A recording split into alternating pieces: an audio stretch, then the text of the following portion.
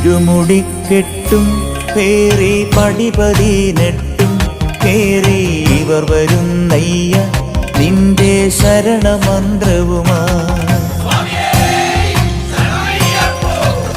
നട തുറന്നയ്യ ദർശന സുഹൃതമേകണമേ നിന്റെ മിഴി തുറന്നയ്യ കനിവിൻ അമൃതു ചൊരിയണമേ.